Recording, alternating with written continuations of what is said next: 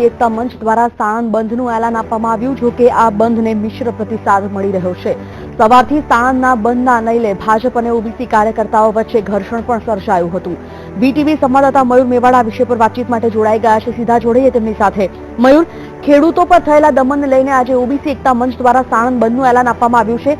ખાસ કરીને આ બંધને પ્રતિસાદ કેવો મળી રહ્યો છે તે જાણીશું અને હાલ ત્યાં પરિસ્થિતિ શું છે, કારણ કે સવારથી લઈને અત્યાર સુધી ઘણી બધી હલચલ ત્યાં જોવા મળી રહી છે.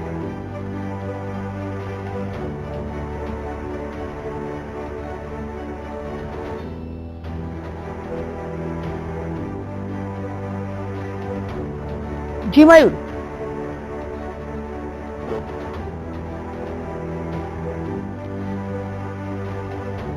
ફરી એકવાર સંપર્ક કરવાનો પ્રયત્ન કરીએ છીએ અમારા સંવાદદાતા સાથે. જણાવી દઈએ કે સાણંદ બંધના એલાન સંદર્ભે આજે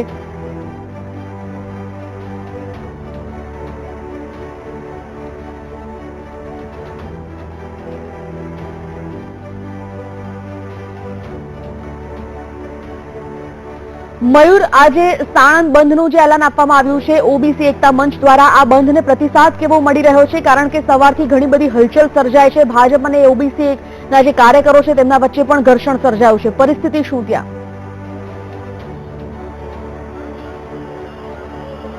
ચોક્કસ સંજીવની, જો વાત કરીએ તો જે આજે બંધનું એલાન સાણંદ ખાતે આપવામાં આવ્યું હતું, ગઈકાલે જે પ્રકારે ખેડૂતો પર દમન કરાયું છે તેને લઈને ઓબીસી એકતા મંચ દ્વારા જે આ બંધનું એલાન આપવામાં આવ્યું છે, હું ત્યાં દ્રશ્યોમાં બતાવવા માંગીશ કે જે સવારે જે ઠાકોર સેનાના કાર્યકર્તાઓની અટક કરવામાં આવી, ત્યારબાદ જે ઓબીસી એકતા મંચના ઉપપ્રમુખ મુકેશ ભરવાડ છે તે અત્યારે હાલ પોલીસ સ્ટેશનની બહાર જે ઉપવાસ આંદોલન પર બેઠેલા છે તેને લઈને અત્યારે હાલ કોંગ્રેસના કાર્યકર્તાઓ અને નેતાઓ બી જે મુકેશ ભરવાડ સાથે ચર્ચા કરવા માટે આવેલા છે. તમે દ્રશ્યોમાં બી જોઈ શકો છો કે જે અત્યારે હાલ કોંગ્રેસના કાર્યકર્તાઓ અને મુકેશ ભરવાડ વચ્ચે જે ચર્ચા ચાલી રહેલી છે.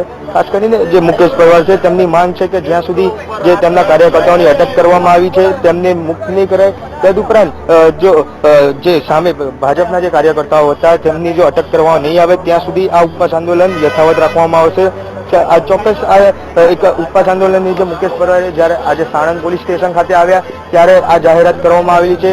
અને ખાસ કરીને જે પ્રકારે તેમનું કહેવું છે કે જે રમેશજી ઠાકોરે જે આજે નિવેદન મીડિયા સમક્ષ આપ્યું હતું કે જે આંદોલન જે બંધનું એલાન કરવામાં આવ્યું છે તે પાછું ખેંચવામાં આવે છે, તેમાં બી મુકેશ ભરવાડનું કહેવું હતું કે પોલીસ દ્વારા જે રમેશજી ભરવાડ છે તેમને ક્યાંક ને ક્યાંક ધમકાવવામાં આવેલા હતા અને તે ધમકીના કારણે જ આજે રમેશજી જે મીડિયા સમક્ષ આ નિવેદન આપ્યું હતું કે બંધનું એલાન પાછું ખેંચવામાં આવે છે.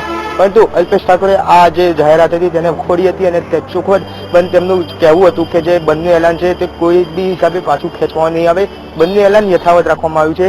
ત્યારબાદ ફરી એકવાર જે રમેશજી ઠાકોર છે તેમને તેમનું નિવેદન બદલવાની ફરજ પડી હતી અને મીડિયા સમક્ષ ફરી બીજું નિવેદન આપેલું હતું. આ સમગ્ર મામલે અત્યારે હાલ જે મામલો છે તે ગરમાયો છે અને અત્યારે હાલ જે મુકેશ ભરવાડ ઓબીસી એકતા મંચના જે ઉપપ્રમુખ છે તે સાણંદ પોલીસ સ્ટેશનની બહાર જે હાલ ઉપવાસ આંદોલન ઉપર બેસેલા છે. આપણે અત્યારે હાલ મુકેશ ભરવાડ જોડે બી વાત કરીશું કે જે આ સમગ્ર જે ઉપવાસ આંદોલન પર તે બેઠેલા છે તેને લઈને ખાસ કેટલો સમય અહીંયા બેસવાના છે. મુકેશભાઈ, ખાસ કરીને વાત કરવામાં આવે તો અત્યારે જે તમે ઉપવાસ આંદોલન પર બેઠા છો, ખાસ શું માંગણી લઈને બેસેલા છો?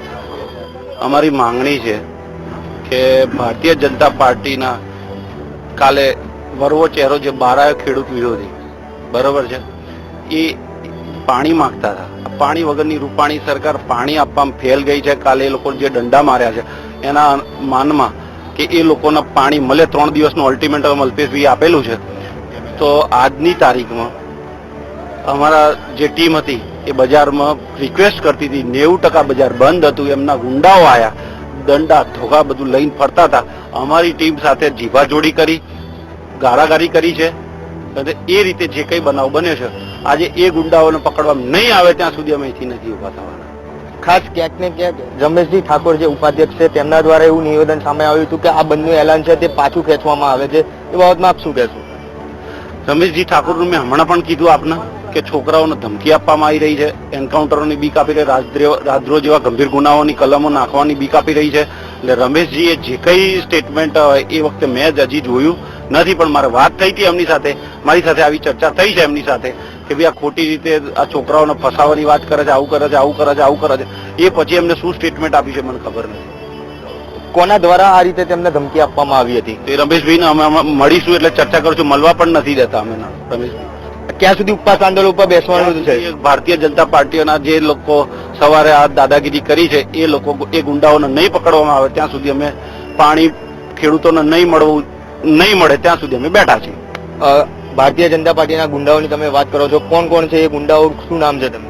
એ અત્યારે જે યુવા મોરચાના હતા એ લોકો, એ અમારી સાણંદ તાલુકાના, એ અમારી ટીમ જે છે એના જોડે જે કઈ ગાળાગાડી કરી, જે કઈ બોલાચાલી કરી, પોલીસની હાજરીમાં કરેલી છે. સવાર જે તે ચેનલ બરોબર છે, પોલીસ એમના ચહેરા ઓળખે છે, પોલીસ અને ગુંડાઓ સાથે મળીને જ કરવા જતા હતા એ ચેનલના માધ્યમથી અમે જોયું છે. તો સંજયજી, જે પ્રકારે મુકેશ ભરવાડનું ખાસ કહેવું છે કે જ્યાં સુધી જે ભાજપના દ્વારા જે તેમના ઠાકોર સેના કાર્યકર્તાઓ સાથે જે જીબાજોડી જે થયેલી હતી, જે ઘર્ષણ થયેલું હતું, જ્યાં સુધી આ ભાજપના કાર્યકર્તાઓની અટક નહીં થાય અને જે ખેડૂતોના જે મુદ્દો લઈને અત્યારે હાલ જે લોકો આગળ વધ્યા છે તે ખેડૂતોને પાણી નહીં મળે ત્યાં સુધી આ જે ઉપવાસ આંદોલન છે તે અહીંયા સાણંદ પોલીસ સ્ટેશનની બહાર ચાલુ રાખવામાં જ આવશે.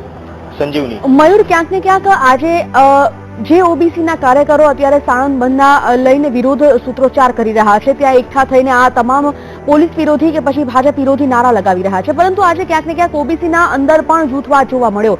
એક તરફ અલ્પેશ ઠાકોરને પૂછ્યા વગર આ બંધનું એલાન પરત ખેંચવામાં આવ્યું, ત્યારે સમગ્ર બાબત અલ્પેશ ઠાકોરને જાણમાં થતા તેઓએ ફરી બંધનું એલાન આપ્યું છે. ક્યાંક ને ક્યાંક આ જે મુકેશ ભરવાડ છે, જેઓ અત્યારે ઉપવાસ પર બેઠા છે, તેમની પાસેથી આપણે જાણવાનો પ્રયત્ન કરીએ કે આ જે મેટર સર્જાય છે તેમાં ક્યાંક ને ક્યાંક અંદર જે મતભેદ છે તે સામે આવ્યા છે ખરા?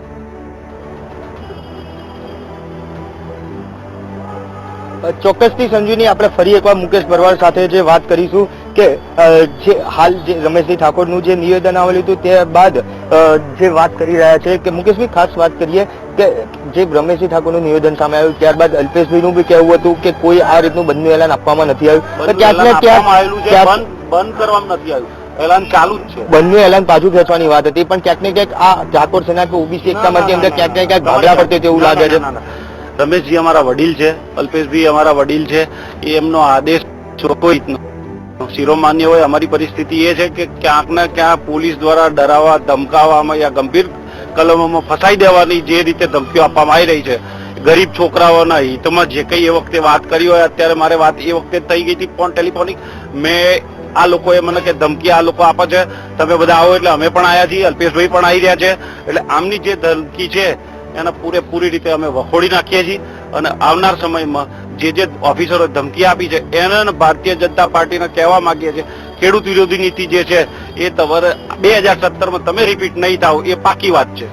લોકમુખે એવી બી ચર્ચા સાંભળવા મળી રહી છે કે ક્યાંક ને ક્યાંક અત્યારે હાલ જે બિન સરકારી પાર્ટી છે તે લોકો હાલ આ ખેડૂતના મુદ્દા લઈને રાજનીતિ રમી રહ્યા છે. પાણી આપી દો, અમે ક્યારેય એ બાજુ નહીં જઈએ. પાણી આપી દો ખેડૂતોને, અમે પાણી વાત જીવનમાં નહીં બોલે. એક ખેડૂત ગુજરાતના પાણી મળી જાય અમે ક્યારે ઘરની બહાર નહીં નીકળીએ. ચેલેન્જ આપીએ છીએ, અમે રાજનીતિમાં નહીં આવવાના, અને પાણી મળી જતું હોય તમે કાલથી અમારા ઘરમાં ઘૂસી જઈશું, પાછા બી નહીં આવીએ. રાજનીતિને અમારે કઈ લેવા દેવાની. આ બંને પાર્ટી રાજનીતિ કરી રહી છે, ચાહે ભારતીય જનતા પાર્ટી હોય, કોંગ્રેસ પાર્ટી હોય, બંને આ પાણીના મુદ્દા ઉપર રાજનીતિ કરી રહી છે.